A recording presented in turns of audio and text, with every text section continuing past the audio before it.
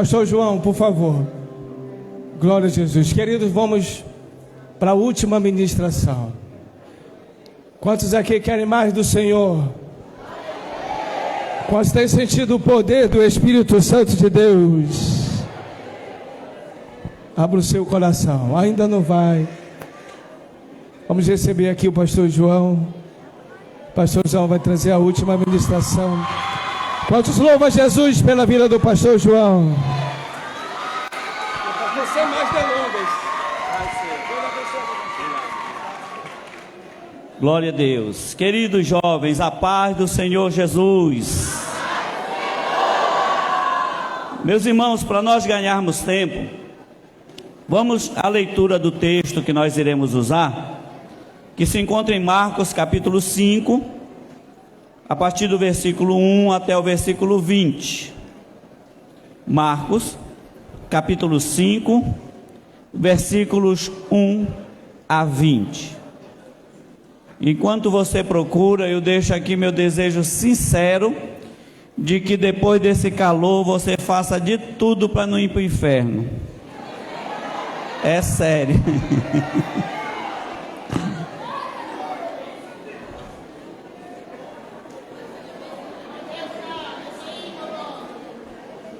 Marcos 5, 1 a 20 diz assim: E chegaram à outra margem do mar, a província dos Gadarenos.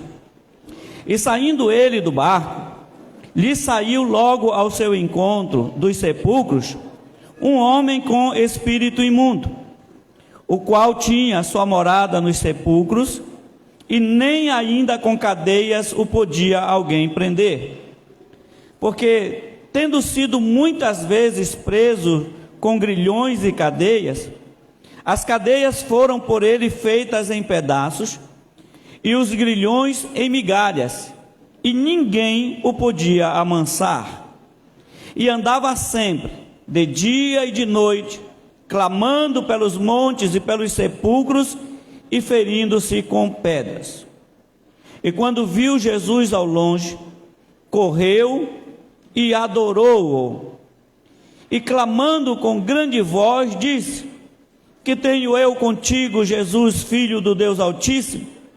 Conjuro-te por Deus que não me atormentes. Porque ele dizia: Sai deste homem, espírito imundo. E perguntou-lhe: Qual é o teu nome? Ele respondeu dizendo: Legião é o meu nome, porque somos muitos.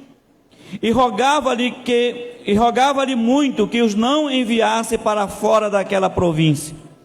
E andava ali pastando no monte uma grande manada de porcos. E todos aqueles demônios lhe rogaram, dizendo: Manda-nos para aqueles porcos, para que entremos neles. E Jesus logo lhe permitiu. E saindo aqueles espíritos imundos, entraram nos porcos. E a manada se precipitou por um despenhadeiro no mar. Eram quase 2.000, e afogou-se no mar. E os que apacentavam os porcos fugiram e o anunciaram na cidade e nos campos.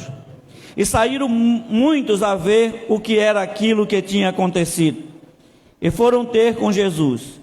E viram o endemoniado, o que tivera a legião, assentado, vestido em perfeito juízo, e temeram.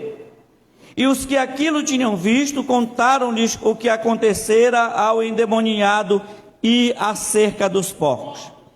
E começaram a rogar-lhe que saísse do seu território. E entrando ele no barco, rogava-lhe o que fora endemoniado, que o deixasse estar com ele. Jesus, porém, não lhe permitiu, mas disse-lhe: Vai para a tua casa, para os teus, e anuncia-lhes quão grandes coisas o Senhor te fez, e como teve misericórdia de ti. E ele foi e começou a anunciar em Decápolis quão grandes coisas Jesus lhe fizera, e todos se maravilhavam. Maravilhoso Deus, muito obrigado, Senhor, por tua palavra. Ajuda-nos, Senhor, fala conosco, nós te imploramos por tua graça e bondade, em o nome de Jesus. Amém. Bendito seja Deus. Meus queridos, antes de entrar na ministração, eu gostaria aqui de parabenizar a liderança da juventude do Núcleo 12 por essa belíssima festa e por esse resultado que se vê na vida de vocês. Eu tenho certeza que todos vocês estão felizes, porque todos vocês estão muito bonitos.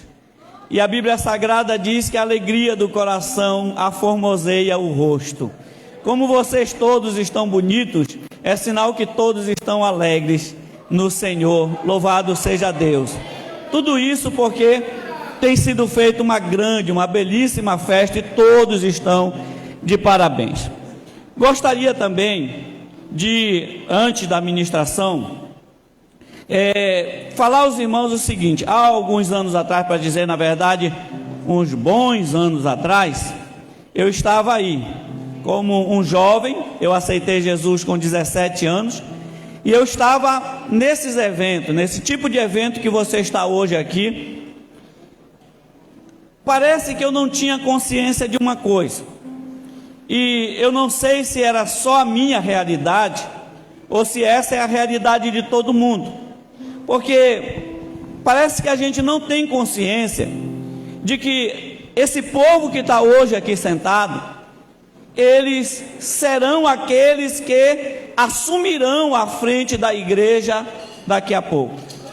A minha geração vai passar, e quando a minha geração passar, a geração de vocês será, da geração de vocês sairão os próximos presidentes da igreja, sairão os próximos pastores, os grandes pregadores, os profetas, as pessoas que serão usadas por Deus de uma forma tremenda e poderosa, já estão sentadas aqui nesse lugar e estão apenas aguardando o tempo passar para que assumam a posição para a qual Deus os chamou. Vocês estão como Davi. Saul estava no trono, mas eles já tinham sido ungidos, o óleo já tinha sido derramado, Deus já havia escolhido, Deus já havia chamado, eles já tinham sido consagrados, aguardavam apenas o tempo certo para que assumissem. Como eu sei que isso vai acontecer, eu gostaria tanto que quando eu estava sentado aí, alguém me conscientizasse disso. Eu queria que alguém olhasse para aquela multidão que estava lá sentado e dissesse, lembrasse a eles que eles assumiriam a igreja na próxima geração. Eu vim aqui, eu acredito que a minha maior contribuição para vocês hoje, que é o que eu quero que vocês guardem para sempre, é desejar do íntimo do meu coração que, já que vocês sabem que vocês serão a próxima geração de líderes maiores da igreja, que vocês se preparem o máximo que vocês puderem. Leiam a Bíblia, estudem a palavra, façam curso de teologia, aprendam a cantar, aprendam a tocar um instrumento, façam tudo o que for possível para vocês se prepararem da melhor maneira possível, para que vocês se tornem a melhor geração de líderes que a Igreja Evangélica Assembleia de Deus já formou em todos os tempos.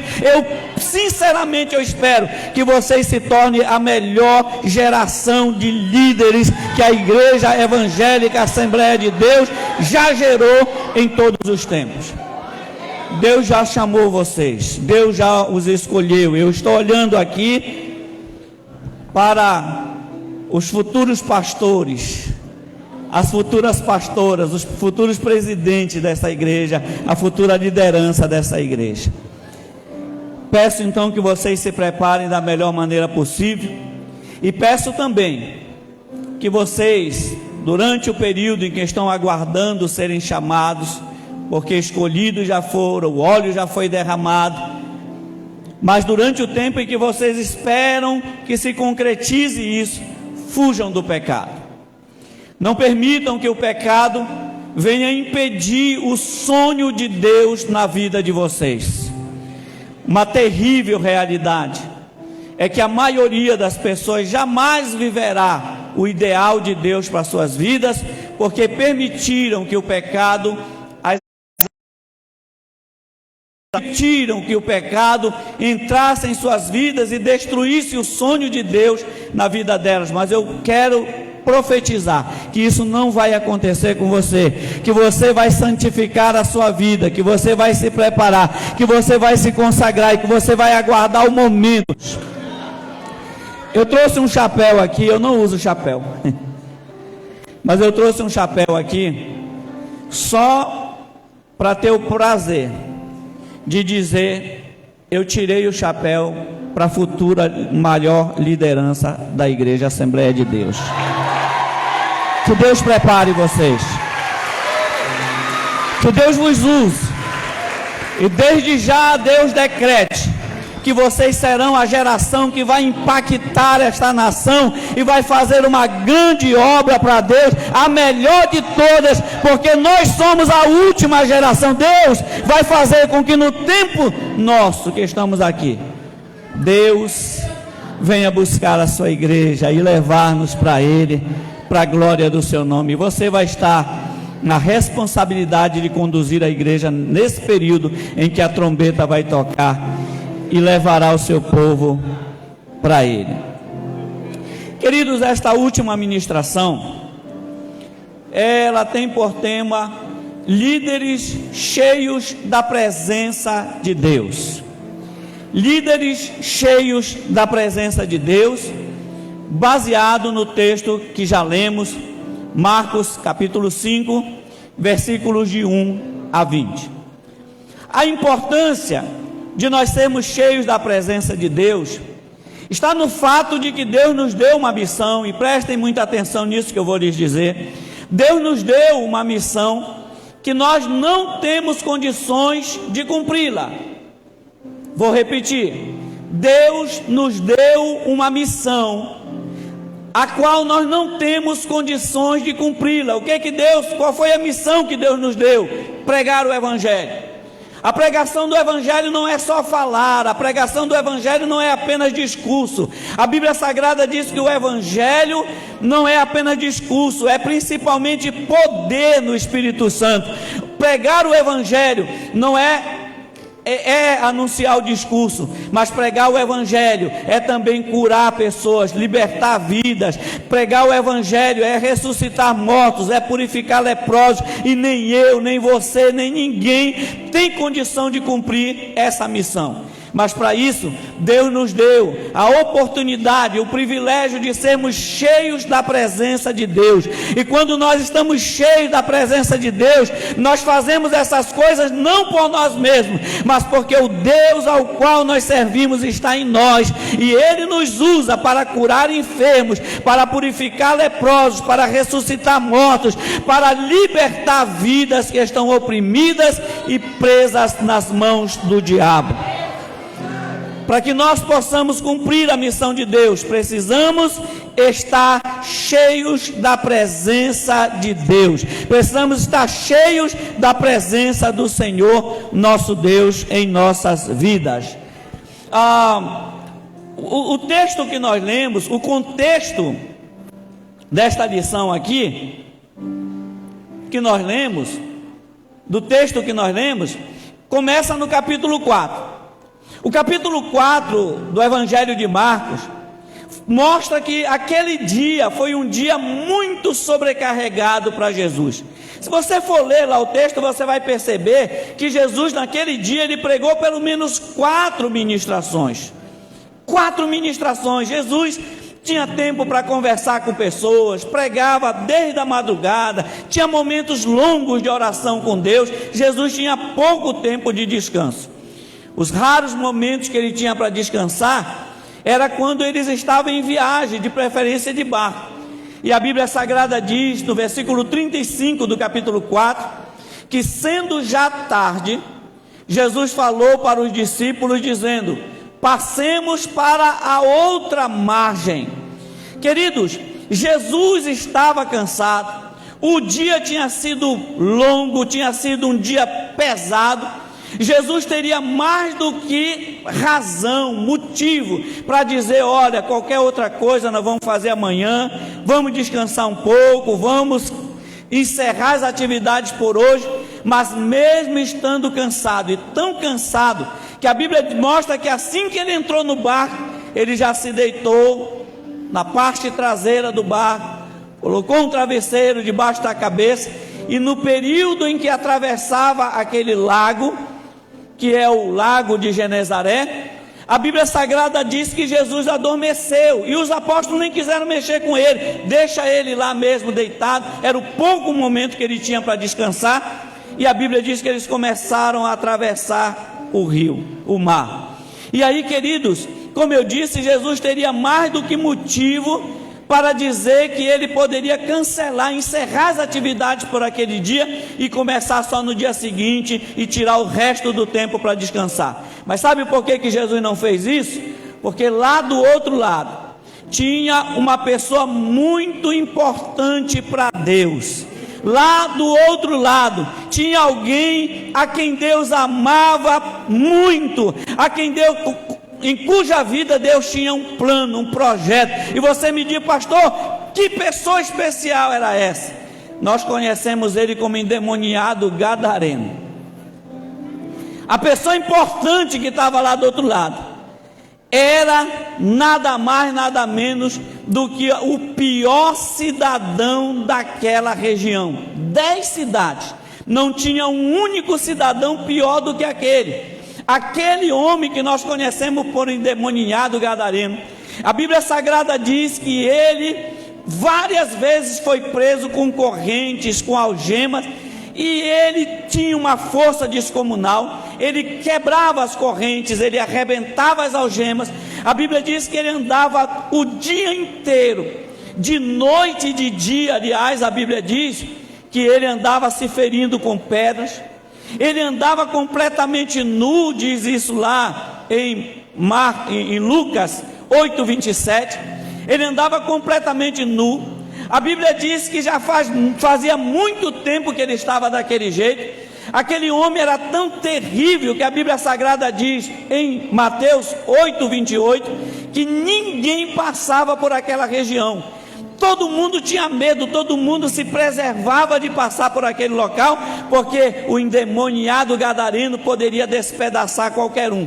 Ora, ele arrebentava a corrente, ele morava nos sepulcros, e você vai ficar enojado de saber que provavelmente o alimento dele, a comida dele, eram restos humanos. Ora, se ele morava no sepulcro, se ele passava dia e noite lá, ferindo-se com pedra, você acha que ele comia o quê? Ele se alimentava de restos humanos, provavelmente. Aquele homem era o terror de todo mundo. Aquele homem era o terror para toda aquela região, de forma que a Bíblia Sagrada diz que ninguém passava por ali. Aquele homem, se fosse nos nossos dias, e se alguém matasse ele, provavelmente muitos de nós iríamos para as redes sociais dizer: já foi tarde. Provavelmente muitos de nós iríamos para as redes sociais dizer: está sentado no colo do capeta. Provavelmente felizes de saber que tão terrível pessoa foi tirada do nosso meio. Ora, é assim que nós vemos os drogados, é assim que nós vemos aquelas pessoas que ficam espalhadas aí pela rua, e se a gente for passando, a gente vê um grupo deles usando drogas. Se a gente puder, a gente atravessa a rua. Se a gente puder, a gente muda o caminho, porque nós não queremos estar perto deles. Mas eu quero dizer uma coisa para vocês: ainda que todo mundo quisesse distância daquele homem, Jesus foi atrás dele, porque para Jesus toda a alma é preciosa, toda a alma é importante. Jesus ama vidas, e apesar de todo mundo odiar a presença daquele homem, Jesus o buscava. Sabem por quê? Sabe o que fazia diferença na vida de Jesus? A presença de Deus. Afinal, aliás, eu vou dizer uma coisa aqui para você que você precisa guardar no seu coração. Se você quiser fazer uma análise de si mesmo, todas as vezes que você quiser fazer uma avaliação de si mesmo, se você está em comunhão com Deus, se você está cheio ou não da presença de Deus, responda para você mesmo qual é o valor que você dá a uma alma. Qual é o valor que você dá para uma única alma? Porque Jesus ama almas, Jesus ama vidas. Jesus veio a este lugar para morrer por todos nós. Jesus veio a este lugar para salvar o gadareno. Jesus veio a esta terra para salvar aqueles drogados. Jesus veio a esta terra para salvar aquela pessoa que você pega o ônibus com ele, faz uma viagem longa até o centro, enfrenta um monte de engarrafamento e não tem coragem de falar para ele que Jesus o ama, que Jesus pode mudar a vida dele, que Jesus pode transformá-lo, que Jesus pode dar uma nova perspectiva de vida para ele. Quando a gente diz que Jesus, mesmo cansado, atravessou aquele lago para pregar para um endemoniado, a gente não consegue entender a dimensão disso. A gente não consegue entender a dimensão do amor de Deus. Mas sabe, meus irmãos, a Bíblia Sagrada diz que Deus não vê como o homem vê. A Bíblia diz que o homem olha a aparência, mas Deus olha o coração. Quando nós andamos aqui pela rua e aqui próximo desta congregação, eu digo porque a minha área também é aqui perto, e eu vivo andando por aqui, meu neto estuda nessa escolinha aqui, e eu venho todo dia aqui. Tem gente até que anda nua aí pelas ruas, vocês sabem disso. Tem gente que anda maltrapilhos, drogados, pessoas sujas, imundas, e a gente olha para aquelas pessoas, se a gente não vigiar, dá uma repulsa dentro de nós. Nós olhamos com aparência, mas sabe o que Deus faz? Deus olha para eles, e é possível que Deus esteja vendo ali o próximo pregador, é possível que Deus esteja vendo ali o próximo pastor, é possível que Deus esteja vendo ali a próxima pessoa que vai ser usado poderosamente por Deus para salvar vidas, para libertar pessoas, porque Deus, Ele sabe que o homem sem Ele não é nada. Mas qualquer um que receba o Espírito Santo de Deus habitando dentro do seu coração, ele é transformado, ele é mudado, ele é uma nova criatura. A palavra de Deus diz que se alguém está em Cristo, nova criatura é. As coisas velhas já passaram e eis que tudo se fez novo. Aleluia. Agora você diz: pastor, eu sei disso, mas o senhor tem que saber que não é fácil. E quem disse que é? E quem disse que vai ser fácil? E quem disse que foi fácil para Jesus? E quem disse que foi fácil para os apóstolos? A Bíblia Sagrada diz que enquanto eles estavam navegando em direção a outra margem, a Bíblia Sagrada diz que levantou-se um grande temporal de vento. E eu, quando leio a Bíblia, meus irmãos, eu costumo tentar imaginar a cena. Eu creio que todo mundo é assim também. Eu tento imaginar a cena, porque aqueles homens eram experientes, eles eram remadores profissionais, eles eram pescadores, acostumados àquele tipo de coisa. Mas havia algo diferente ali. Eu não tenho argumento bíblico para dizer isso, mas eu posso supor que aquilo ali fosse uma espécie de retaliação, porque Jesus viajando para aquela localidade, aquele homem lá que era usado pelo diabo de uma forma terrível, aquele homem que era o pior endemoniado que já se ouviu falar na história, nunca ninguém viu um endemoniado tão endemoniado quanto aquele endemoniado. Irmãos, endemoniado é a pessoa que está possessa ou possuída pelo demônio. A expressão endemoniado, ela sugere que a pessoa é um ninho de demônio, endemoniado, um ninho de demônio. O diabo simplesmente morava ali, o diabo simplesmente fez um ninho na vida daquele homem. E aquele homem estava preso, conforme já dissemos, há muito tempo. Hoje em dia, eu já passei por essa experiência. Qualquer demônio aí, o pessoal diz que era legião. Legião o quê, meu irmão? Um endemoniadozinho lá da Cracolândia já é legião. Os irmãos perguntam o nome, às vezes o cara não está nem endemoniado. Como é teu nome? Legião. Sai para lá, xeracola. Um endemoniadozinho daquele ali que não é nada. Irmãos, Legião era aquele homem cheio, legião era o que habitava na vida daquele homem, porque aquele homem era simplesmente o pior endemoniado da história. Se existisse uma Olimpíada de demônio, o gadareno seria o Pelé dos demônios, ele seria o Michael Phelps do reino das trevas, ele seria o quê? O Messi do inferno. Ele era simplesmente o pior endemoniado que já surgiu em toda a história. E aí o diabo, sabendo que Jesus ia para aquela região, e o diabo imaginando o que poderia acontecer, porque ele não sabia o que iria acontecer, mas imaginando o que poderia acontecer, talvez tenha provocado aquela tempestade de vento. Mas aí aparece uma coisa interessante. Primeiro, olha as lições que nós aprendemos aqui. Primeiro, nós aprendemos que não é fácil, que o diabo se levanta.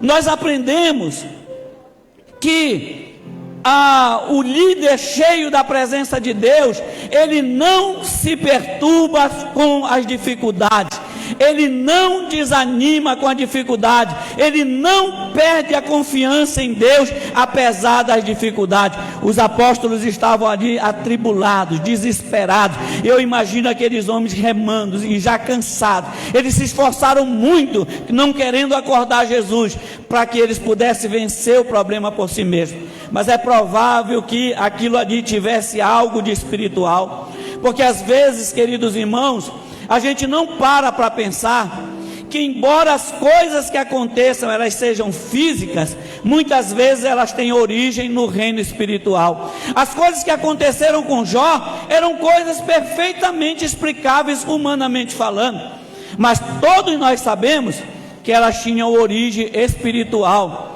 Nós vemos muitas coisas na Bíblia acontecendo que tem uma explicação física, mas que tinha origem no mundo espiritual. As pragas do Egito, eu já vi vários comentários de pessoas dizendo que as pragas do Egito podem ser cientificamente explicadas, podem ser logicamente explicadas, e nós sabemos que sim, é verdade, aconteceu no mundo físico, tem uma explicação física, mas nós sabemos que o mundo espiritual toca o mundo físico e o influencia, e muitas vezes as coisas que acontecem no mundo físico foram originadas no reino espiritual, e é provável que aquela tempestade de vento tivesse uma origem espiritual. Daí os discípulos não conseguiram vencer remando, os discípulos não conseguiram vencer com a força humana. Eles precisavam, eles não sabiam, mas eles precisavam de algo a mais, eles precisavam da força espiritual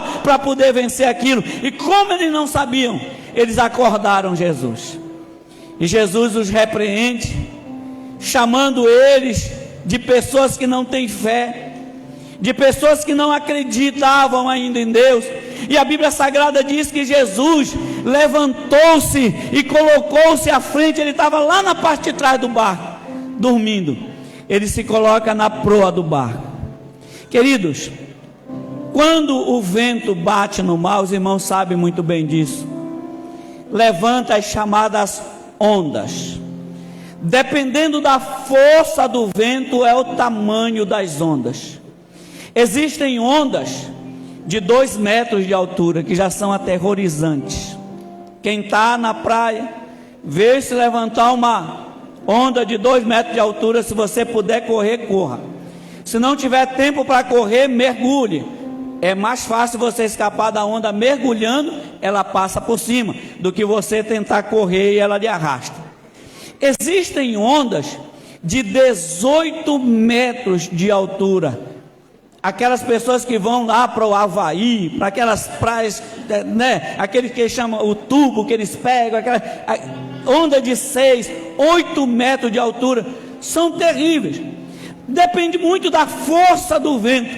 E eu fico imaginando a cena, imaginando que cada vez as ondas vinham maiores, e cada vez mais os discípulos tentavam remar, e não ia para frente, porque as ondas vinham bater de frente com o barco. E as ondas cada vez maior, E quem já viu, pelo menos pela televisão, você já deve ter visto aqueles barcos, às vezes navios imensos no meio do mar, e a gente fica olhando, vem ondas, uma onda queria engolir o barco de uma vez. Jesus fala: vento, aquieta-te, mar, te acalma. E aquela onda que vinha tão alta, ela começa a descer, descer, descer, e quando ela chega no barco não era mais nada, apenas aquela água que é quieta. E a Bíblia diz que fez-se grande bonança, um temor, um medo se apoderou dos apóstolos. Eles olhavam para o outro dizendo: quem é este que até o vento e o mar lhe obedecem? Ele era simplesmente o Criador, o Senhor, aquele que criou todas as coisas, aquele que é poderoso e aquele que nos chamou para fazer a sua obra. Ele disse para nós: não é fácil, de maneira alguma, em lugar nenhum está escrito que Deus disse que era fácil. Mas tem uma coisa: o líder cheio da presença de Deus, ele vai chegar ao seu destino, ele vai chegar ao porto seguro. Jesus, quando você confia em Jesus, você vai alcançar a sua bênção, você vai alcançar a sua vitória, você vai alcançar o resultado esperado de Deus na tua vida, porque você confiou no Senhor. Sabe o que Jesus falou antes disso? Estava tarde, o que ele falou? Passemos para outra margem. Não importa o que vai acontecer no meio do mar, não importa o que vai acontecer no meio do caminho, não importa. Eu acabei de dizer para vocês são a geração que foram chamados para ser a melhor geração de líderes que essa igreja já teve. Não importa o que vai acontecer no meio do caminho, seja cheio da presença de Deus, seja cheio da presença de Deus, seja cheio da presença de Deus, e Deus dará vitória a você, Deus dará vitória a essa geração. Oh, aleluia, aleluia. Quando eles chegam do outro lado, a Bíblia Sagrada diz que assim que ele desceu do barco, veio correndo ao seu encontro aquele homem. Provavelmente o pensamento inicial que estava dentro da cabeça daquele homem, não dele, não por conta dele, mas por conta dos demônios. Ora, se ele de fato se alimentava de restos humanos, quão bom seria para ele se alimentar de carne fresca, de carne nova. E aí sair de lá do meio do sepulcro. A Bíblia diz que saiu do meio dos sepulcros ao seu encontro aquele homem gritando. Mas a Bíblia Sagrada diz que logo ele dobrou os joelhos e adorou. Porque diante desse Jesus que eu sirvo, até o diabo se prostra. Diante desse Jesus que eu sirvo, o inferno se prostra. Porque a palavra de Deus diz que diante dele se dobra todo o joelho, no céu, na terra e debaixo da terra. Ora, quando se fala que no céu se dobra todo o joelho, quer dizer que os anjos mais poderosos, aqueles anjos gloriosos que a gente vê na Bíblia, alguns anjos são tão terríveis, que eu confesso para vocês que eu não diria que eu teria prazer em vê-los, não. Tem crente aí que vive pedindo: Senhor, manda o teu anjo, eu quero ver teu anjo. Irmão, tem anjo que... Olha, a Bíblia Sagrada diz que tem anjo que aparece na Bíblia, que ele era cheio de olho por dentro e por fora, eu não sei nem como é isso. A Bíblia diz que era por debaixo das asas, por cima da asa, na costa, em todo lugar. Ele levanta e tem olho. Você imagina aquilo tudo de olho, olhando para você assim, você sozinho no quarto, aparece um anjo daquele assim, cheio de olho. Eu espero só que a tua casa seja de madeira, porque tu vai varar a parede. Vai ser igual aqueles desenhos que eu assistia quando eu era criança, fica só a barca assim na parede. Anjos terríveis, poderosos. Tem anjos que a Bíblia Sagrada fala que quando ele aparece lá em Apocalipse, o mundo se abala, as ilhas fogem na presença dele, porque são anjos poderosíssimos. Mas saibam que até esses anjos, quando Jesus aparece, eles dobram o joelho e adoram, porque ele é o Rei dos Reis, ele é o Senhor dos Senhores, ele é o Deus Todo-Poderoso. aqui na terra. Tem homem que dobra o joelho hoje, homens e mulheres que dobram os joelhos hoje voluntariamente. Eu e você temos o maior prazer de colocar o rosto no chão. Irmãos, eu vou confessar uma coisa aqui para vocês. Eu não sei me humilhar diante de Deus. Eu não sei, eu estou falando a verdade. Deus sabe que eu oro isso.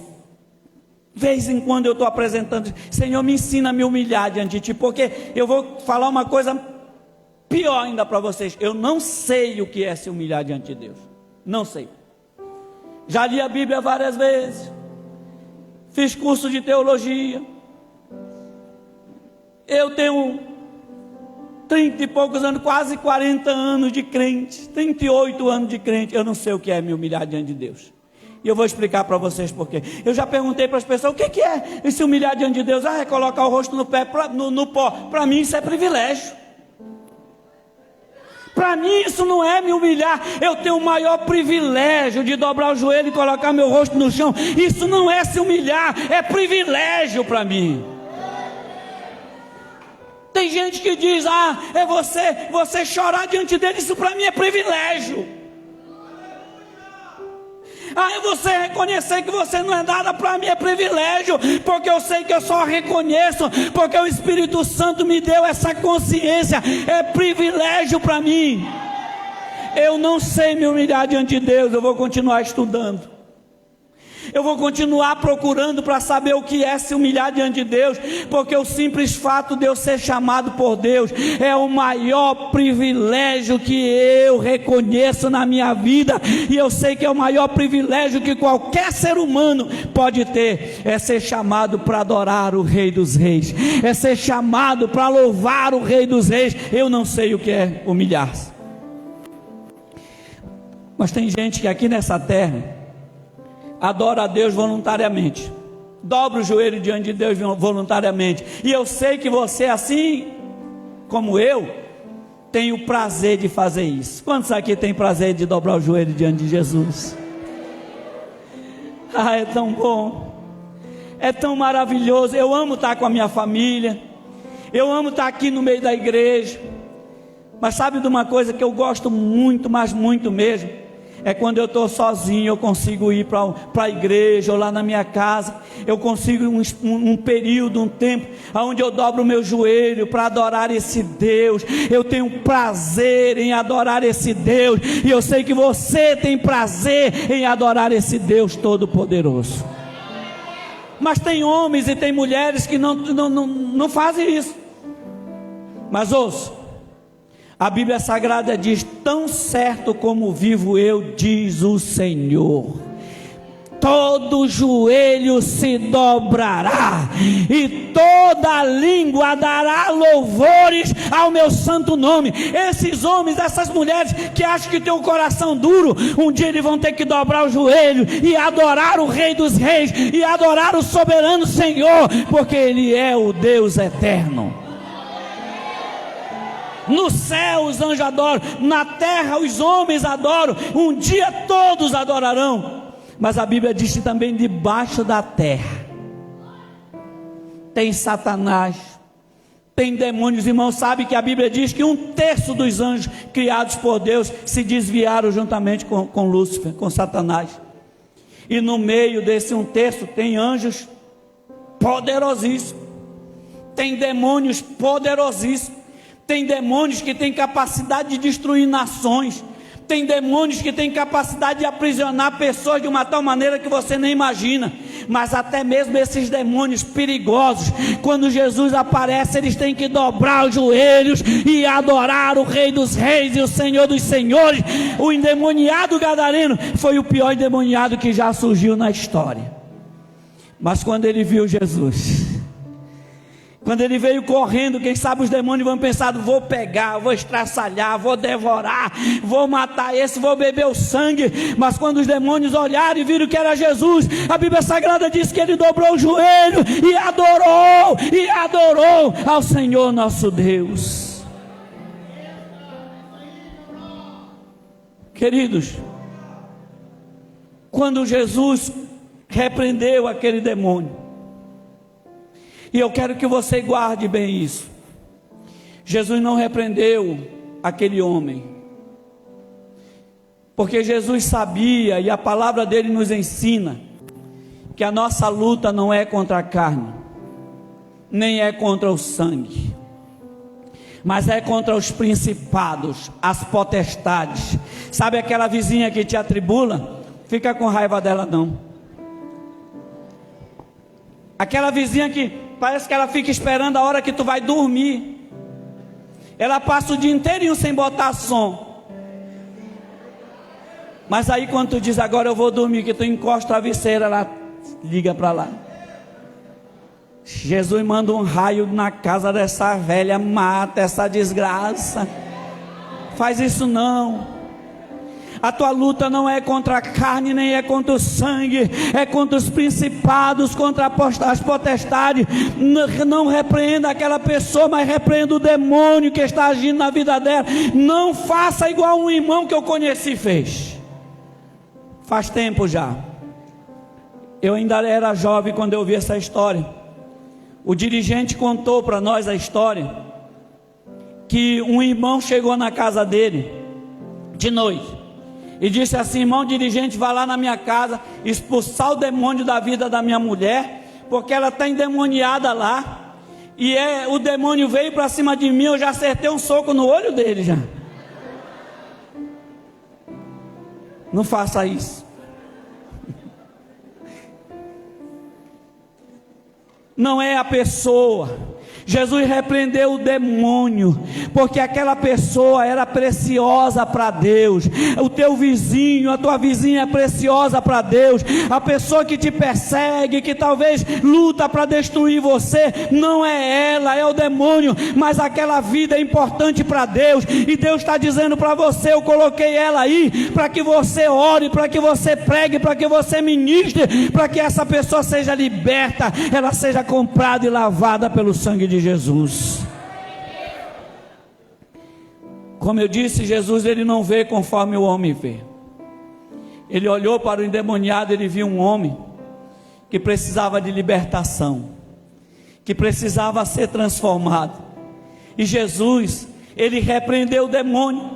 A Bíblia Sagrada diz que Jesus, quando repreendeu, os demônios começaram a dizer: não nos mande para fora do país.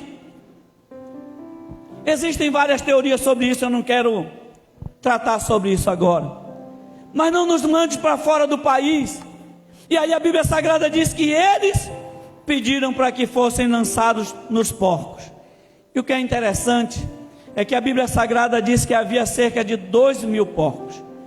E todos nós sabemos que uma legião era o equivalente a mais ou menos 6.000 demônios. Daria 2 demônios para cada porco.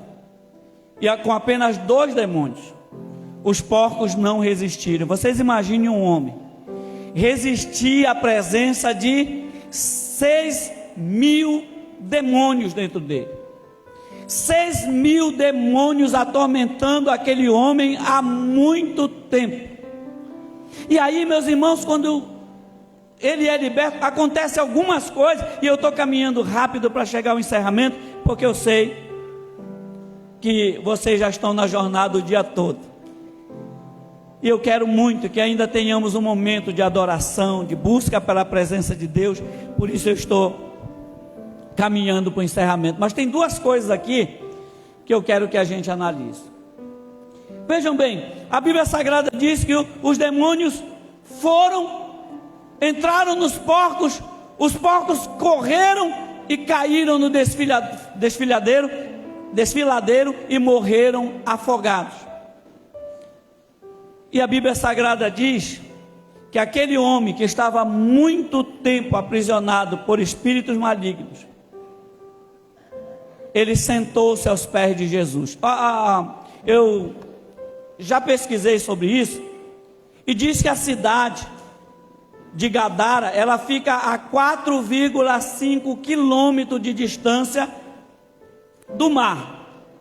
Tem muitos teólogos aí que até duvidam da história do gadareno, porque dizem: como que os porcos iriam correr 4,5 quilômetros para cair dentro para cair no desfiladeiro. Mas ouçam bem uma coisa: aquele homem não morava na cidade, ele era gadareno, mas ele não morava dentro da cidade, ele morava no sepulcro. Os sepulcros sim, eram para lá, para próximo do mar.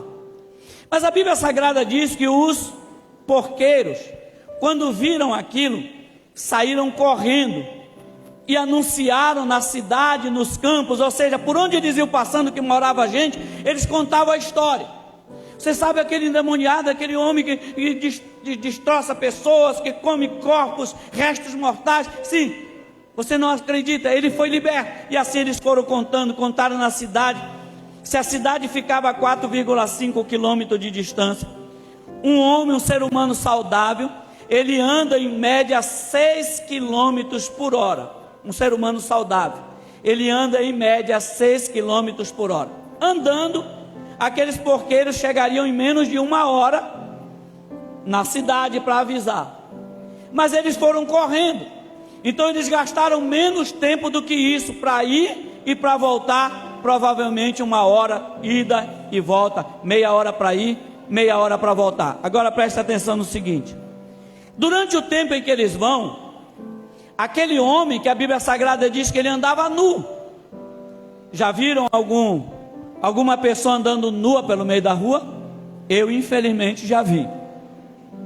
Alguém que você olha que está tão possessa por Satanás, que não consegue mais ver esse tipo de coisa, não consegue mais ter um pudor, não consegue mais ter consciência do que está acontecendo, andando nu pelas ruas. Eu já vi, não foi nenhuma nem 2 vezes, mas infelizmente já vi. Mas durante o tempo que os porqueiros estão indo chamar as pessoas, acontece uma transformação interessante. A Bíblia Sagrada diz que quando eles voltam, aquele homem estava sentado aos pés de Jesus, o que significa que a Bíblia diz que ele estava vestido em perfeito estado, o que significa que enquanto eles estavam correndo para avisar, pegaram aquele ex-endemoniado e deram um banho nele, e arranjaram roupas para ele, e ele sentou-se aos pés de Jesus, porque quem é liberto não tem lugar melhor para ele do que na presença de Deus.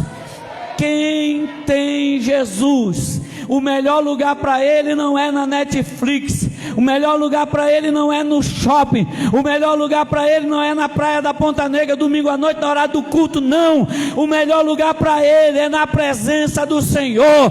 Quem tem Jesus, ama a presença de Jesus. Quem tem Jesus, quer estar aos pés de Jesus. Quando você achar que o shopping é um programa melhor do que o culto de domingo à noite, você precisa voltar para os princípios. Quando você começar a achar que a Ponta Negra é uma programação melhor do que um culto de doutrina, um culto de adoração a Deus, você precisa se arrepender e voltar para os princípios, porque quem é liberto por Jesus, prefere a presença de Jesus. O líder verdadeiro, ele é cheio da presença de Deus. Agora ouçam, a Bíblia Sagrada diz que quando os porqueiros voltaram e falaram para as pessoas, irmãos, eu confesso para vocês, tem coisa que a gente lê na Bíblia e que a gente fica pensando assim: como é possível isso? Como que é possível aceitar e entender uma coisa dessa? Preste atenção. Quem era aquele homem? Tudo isso que nós já falamos aqui, não vou repetir. Ele era a pior pessoa que alguém poderia encontrar na vida. E todo mundo, aquele espaço lá, ninguém ia, talvez ninguém nem mais enterrasse pessoas naquele cemitério, por causa do endemoniado gadareno. Agora preste atenção numa coisa: digamos que na rua da tua casa tem um galeroso lá, mas tão galeroso, que ele rouba os próprios parentes, é o terror da vizinhança. Ele mata, ele rouba, ele faz tudo que não presta, ele atribula todo mundo, ele é aquele que de madrugada fica gritando pela rua, bebe, joga garrafa de cachaça na tua porta.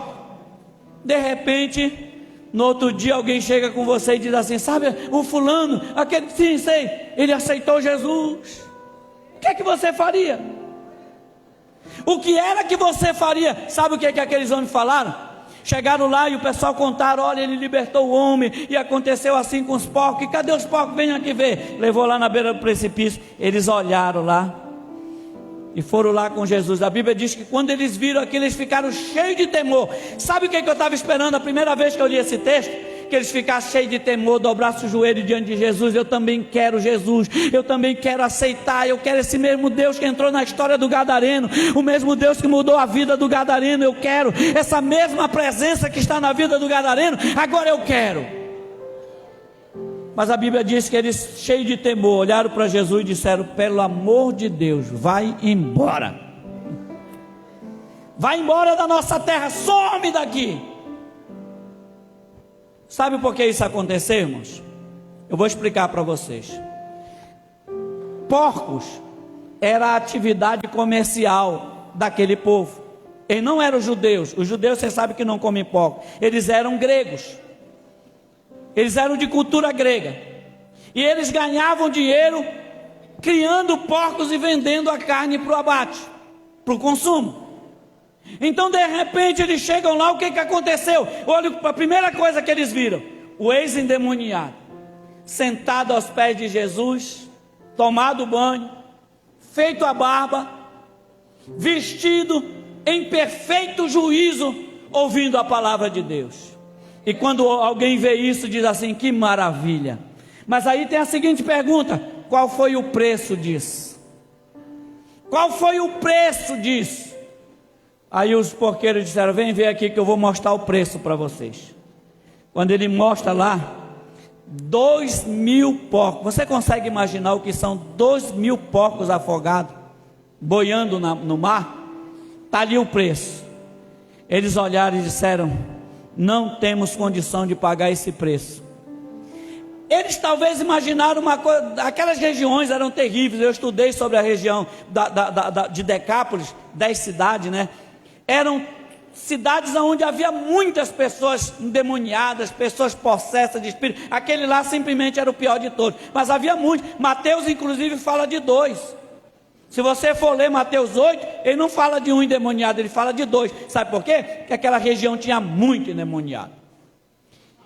E eles fizeram um cálculo rápido: se a gente tiver 1.000 endemoniados, cada endemoniado 2.000 porcos, nós não temos condição de pagar essa conta.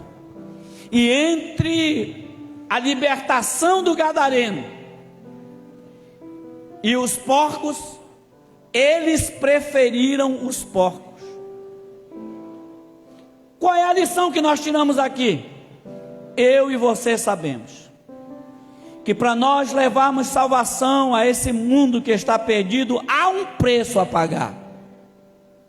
Que para nós libertarmos essas vidas, para nós termos líderes que vão fazer a sua célula crescer, que vão fazer a sua geração crescer, que vão fazer a sua congregação crescer, que vão fazer a igreja Assembleia de Deus crescer, é preciso ter um preço a pagar, e nem todo mundo está disposto a pagar. Mas Jesus, ele mesmo cansado, ele pagava o preço, porque ele sabe que a tua alma é preciosa, a minha alma é preciosa, cada alma é preciosa, e por isso ele pagou o preço. E Jesus está chamando líderes que queiram ser cheios da sua presença, que estejam dispostos a pagar o preço, estejam dispostos a valorizar mais as pessoas do que as coisas. Eu era dirigente da congregação Tancredo Neves 1. O pastor era o pastor Mendonça, que está lá para Itacoatiara. E um dia, alguém me disse que teve uma pessoa que não foi para o culto à noite no domingo, porque tinha uma programação na televisão que ele não queria perder. Eu fui atrás, porque eu não admito, Deus não admite que nós venhamos valorizar mais coisas do que pessoas. Há almas eternas em jogo.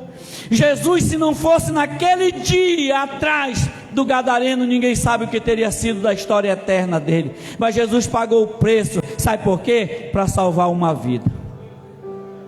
E a última lição que nós podemos aprender, que eu também me impressiono com isso, eu não teria essa coragem, mas Jesus é Jesus.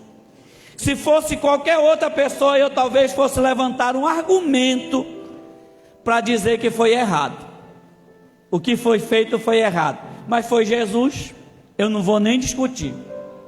Você teria coragem de você estar aqui na igreja pregando o evangelho na sua congregação, aí vem a pior pessoa do seu bairro e aceita Jesus como Salvador, e na mesma hora tu consagra ele como missionário? Você teria coragem de fazer isso? Jesus teve. Sabe por quê? Porque independente do quanto você estudou, independente do quanto você tem de tempo de crente, você tem uma mensagem poderosa em você. Você tem uma mensagem poderosa na tua vida. Você tem uma mensagem que pode mudar destinos eternos. Qual mensagem é essa, pastor? Cristo me salvou.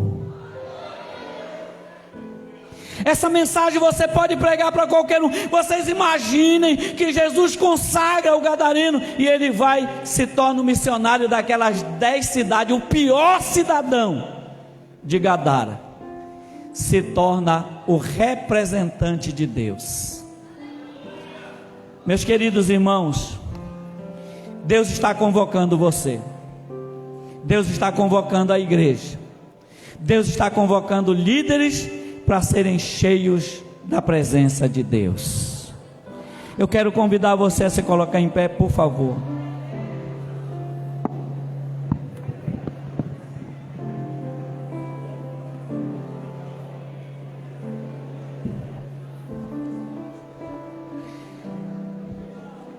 Queridos irmãos, aqueles que puderem e quiserem vir aqui à frente, eu quero chamá-los aqui, por favor. Aqueles que puderem e quiserem vir aqui à frente, eu quero chamar você para vir aqui à frente, por favor. Eu quero orar com você. Eu vou repetir o que eu disse lá no começo. Deus já chamou os novos líderes. Deus já escolheu os novos pastores e pastoras. Deus já escolheu e já chamou os novos líderes que irão estar à frente dessa igreja, nessa última etapa da jornada da igreja na terra. Aleluia, aleluia. A unção já foi liberada, o óleo já foi derramado, a missão já foi dada. E você é a pessoa que foi chamada por Deus para ser líder cheio da presença de Deus. Essa juventude que está aqui é a juventude que Deus chamou para ser a próxima geração de líderes que irá impactar o nosso país. Eu quero que você olhe para esse irmão, essa irmã que está do seu lado, e cumprimente o novo líder da igreja, o novo pastor, a nova pastora. Cumprimenta ele assim, profeta de Deus, profetiza do Senhor, homem de Deus, mulher de Deus. Cumprimenta aí, porque você está tendo oportunidade. Um dia você vai dizer: eu apertei a mão dele quando ainda era jovem. Eu apertei a mão dela quando ainda era jovem, porque eu sei que esta geração foi chamada para ser a geração cheia da presença de Deus.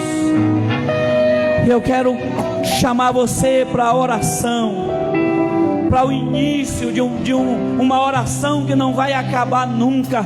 É você pedindo a Deus, dizendo: Deus, tu me chamaste para ser o novo líder, tu derramaste o óleo. Irmãos, tem uma coisa, só um pouquinho mais baixo o som agora. Tem uma coisa, irmãos, que acontece com quem é chamado.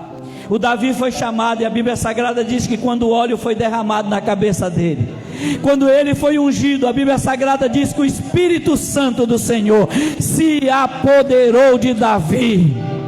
Dali para frente, o Espírito do Senhor se apoderou de Davi.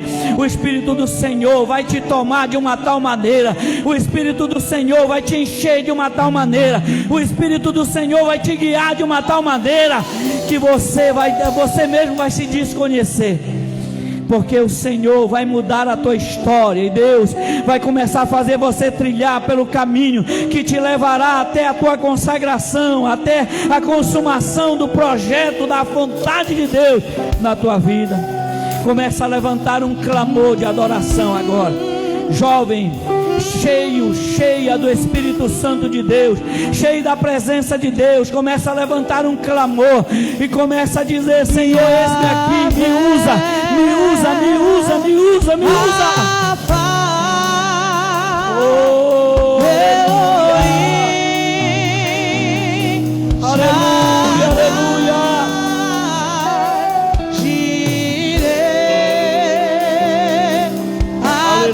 Adorar se manifestará. Chame por Ele nessa noite, Yahvé. Aleluia, aleluia, aleluia. Coloca a mão no teu coração ungido, coloca a mão no teu coração ungida de Deus, e começa a dizer para Deus: derrama o teu Espírito, Senhor. Eu quero ser cheio da tua presença, eu quero valorizar vidas, eu quero pagar um preço, mas eu quero libertar vidas para a glória do teu nome, soberano e eterno Deus. Na tua presença nesta noite, Pai, a futura geração de líderes, presidentes, pastores, profetas, homens e mulheres que impactarão esta nação, Pai, estão agora diante da tua presença, e eu clamo a ti, derrama a tua glória, derrama a tua glória, derrama a tua presença neste lugar, derrama a unção do teu Espírito Santo neste lugar, Deus.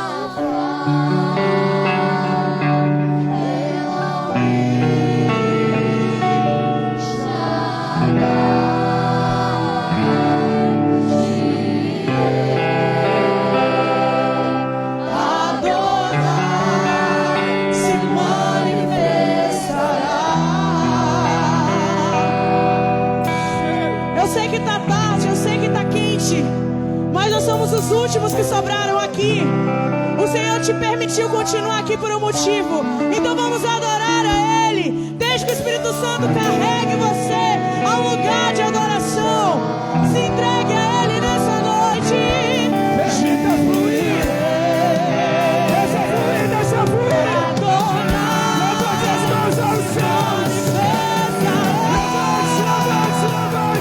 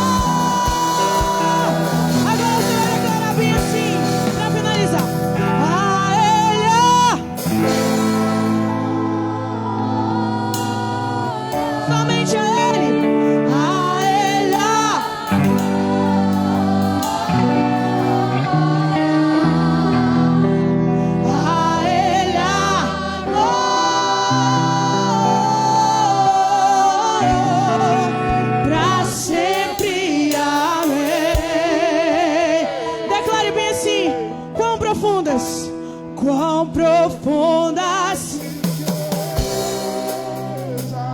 o saber e o conhecer de Deus.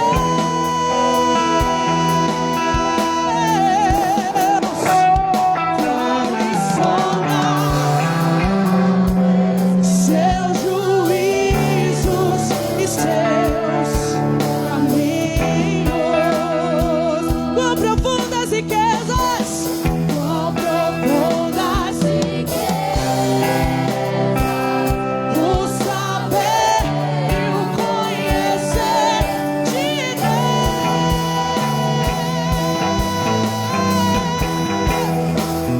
Quão insondáveis seus juízos e seus caminhos.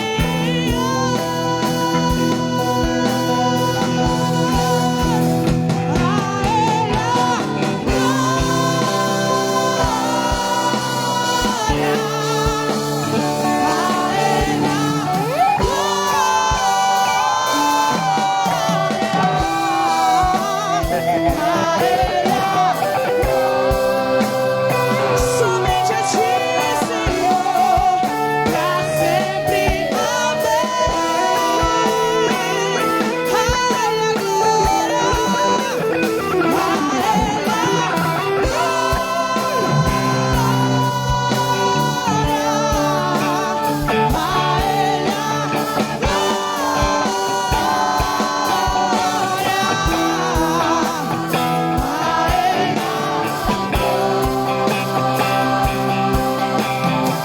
A Ele a glória.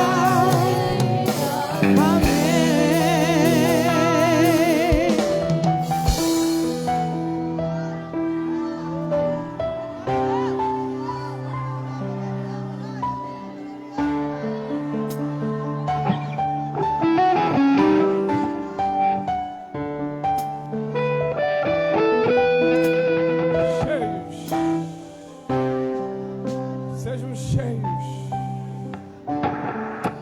cheios de Deus, cheios do Espírito Santo, cheios. Até que o Senhor venha.